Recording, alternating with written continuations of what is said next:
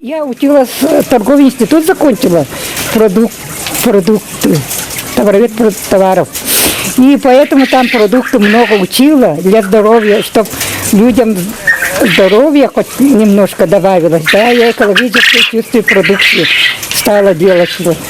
А во сколько, когда вы начали? 2017 года 8 февраля открыла крестьянское хозяйство. А у меня сейчас 1000 голов, считая самые маленькие, да, которые только что вылупились. А взрослых-то половина. Ну, 600. Яиц мало. Сейчас мало стало. Вот. Где-то 250 штук. День, да? День. А летом больше, наверное, да? Нет, летом также было.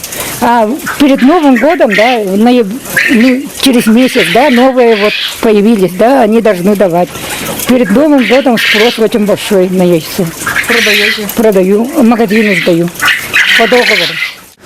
На сегодня рабочая группа под председательством главы города Якутска посетили 3 фермерских хозяйств.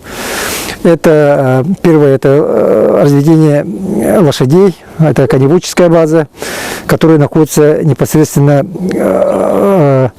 вдалеке от города Якутска, на горе, как раз готовая, в том числе и по работе по агротуризму, потому что вся инфраструктура у него есть, это свет, это отсыпанная дорога, которую он сам сделал, и ограждение, которое он сам за свои средства сделал.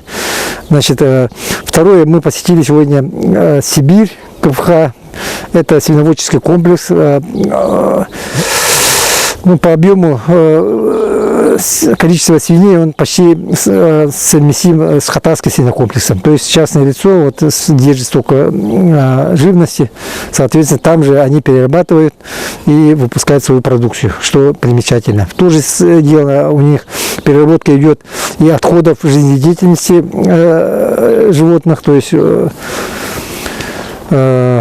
превращает как бы удобрение, да, как бы мы все посмотрели, и эта работа у них идет. И третье, сегодня мы вот в поселке Марха посетили крестьянское фермерное хозяйство, непосредственно занимающееся разведением перепелок. И это яркий пример того, что стопроцентное самообеспечение. Человек, не получая никаких субсидий и дотаций из государства, сама это сделала и сегодня успешно работает. Так что вот в этих направлениях мы будем развивать, помогать в развитии этих отраслей. Помощь будет в чем заключаться? Ну, помощь это в большом количестве, это во всех крестьянских фермерских хозяйствах, где бы мы ни были, это проблема оформления земельных участков. То есть, если у человека есть земля оформленная, то у него есть, появляются возможности уже капитально, основательно заниматься этим хозяйством. Когда вопросы земли висят, то у него уверенности в завтрашнем дне нет, и, соответственно, работать очень тяжело. В этом направлении мы будем работать.